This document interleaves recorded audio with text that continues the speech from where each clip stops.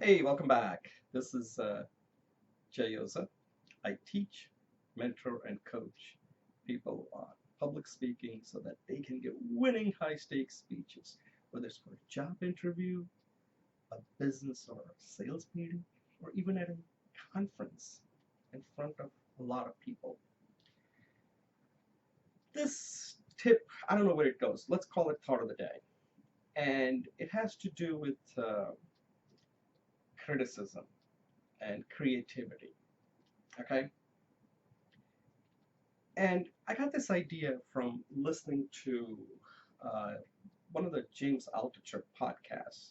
And as you know, I'm a big podcast addict. I probably listen to close to 5 hours of podcasts every day. I believe that I get more out of it than the people that are doing it sometimes. That's what I think. Because there's so many ideas that are buried in that that I just take out. And like I said, I listen to close to 5 hours of podcasts. And that's true. I do. I have podcasts on my iPhone, and every time I'm driving, I'm listening to it. Every time at night, I'm listening to it. At morning, I listen to it. I am a podcast addict, and okay, maybe it's not too good, but I think I like it because it helps me think.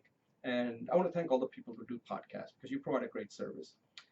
So I was listening to the podcast that James Altucher did with Sarah Blakely, which is excellent. I highly recommend you watch it. And there's one thing she said.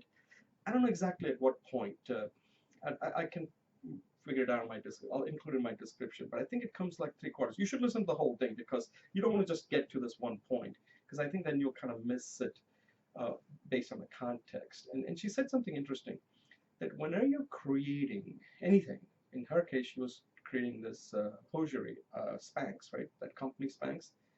I don't know much about it, but I heard a great thing, and she's valued at over $1 billion, and she owns 100% of it. Uh, and she said something very interesting. She said that when you are coming up with ideas, that's a creative, you're very vulnerable. And you really shouldn't share that idea with anybody because they're going to criticize it. And it got me thinking, okay, so what does that really mean?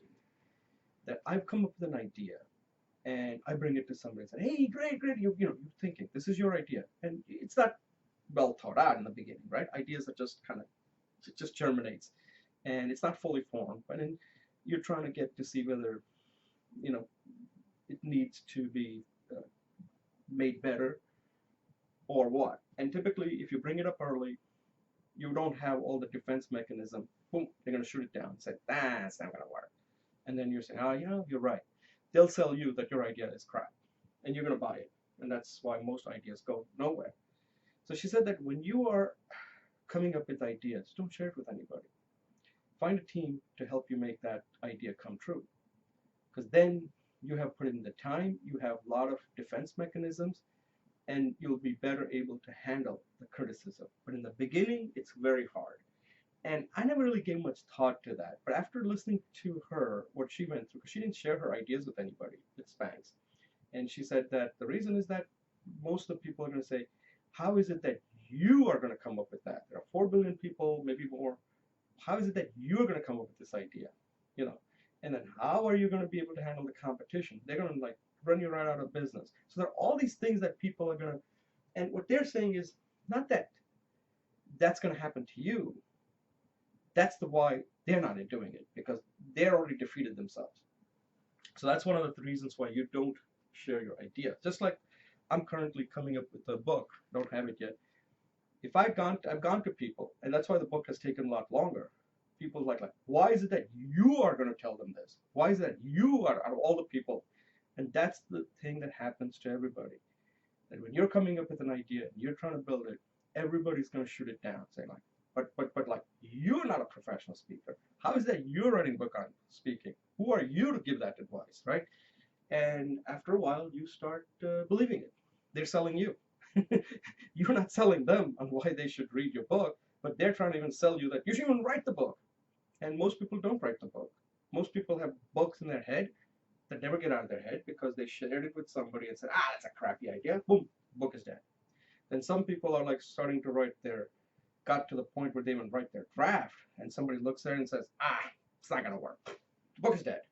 There are more dead books out there than written books, okay? Because there's always somebody who's going to knock it down saying that's a crappy idea.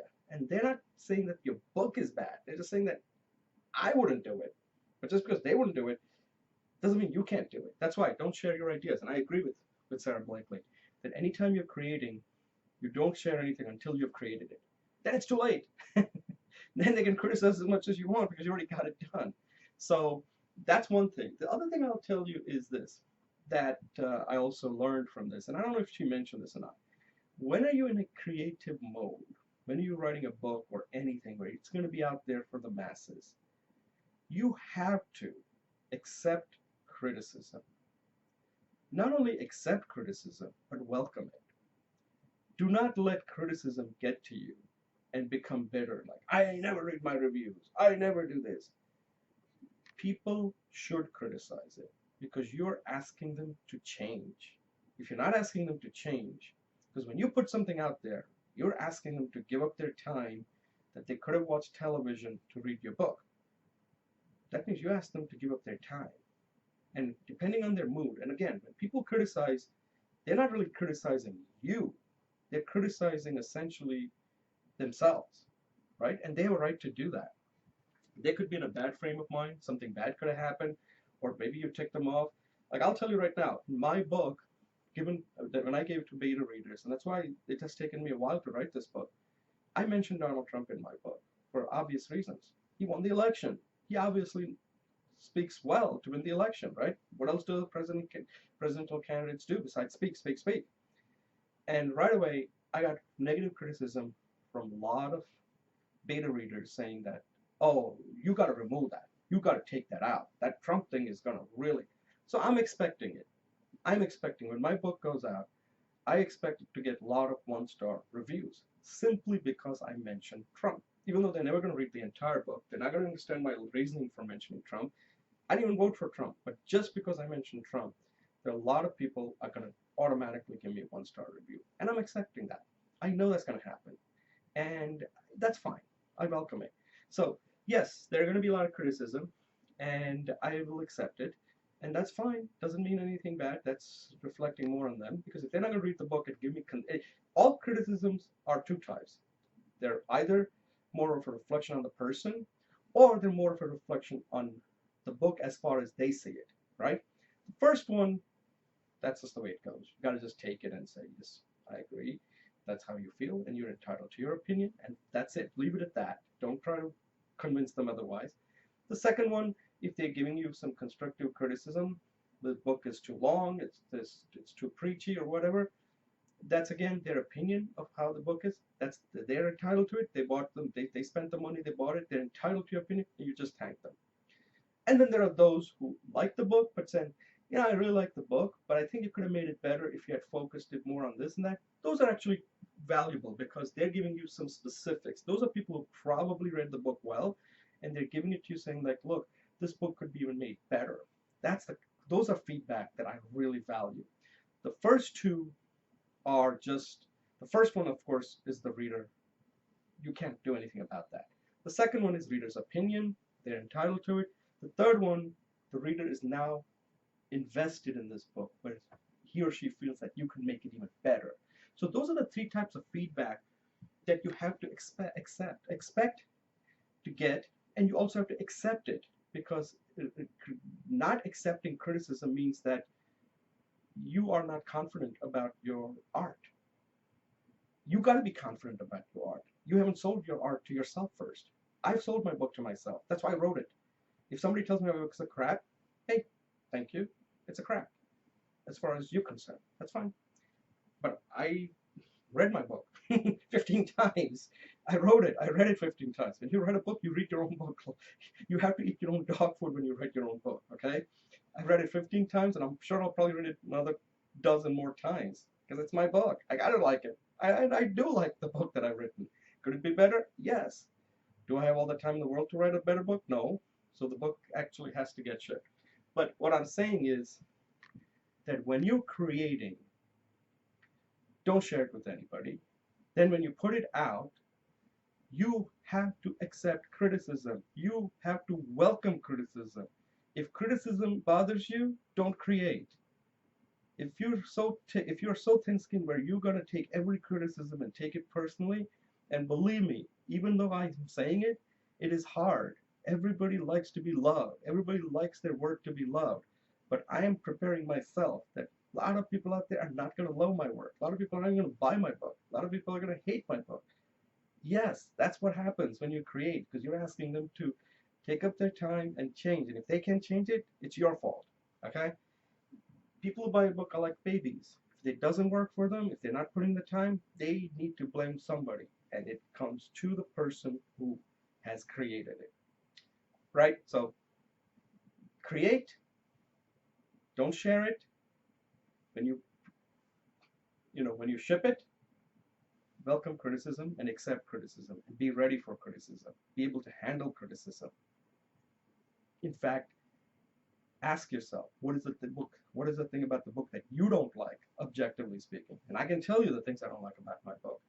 One, it's too long. Could I make it shorter? Yes. It was hard to do that, okay? Because I wanted to include it. I didn't want to split it into two books. Second is, do I mention some of the examples that I would rather not be? Maybe. I'm not sure about that. Could I have written it in a better way? Yes, but hey, I write it where I am right now in my writing skills. Okay, so these are some of the criticisms that I'm giving to myself. And that's how you have to look at it. How would you criticize your own work? Because if you can't criticize your own work, then you're not going to be able to accept criticism from anybody else. And for success, you've got to be your worst critic. Simple as that. Because if you're not your worst critic, then everybody out there is going to throw you from creating again. All right, think about that.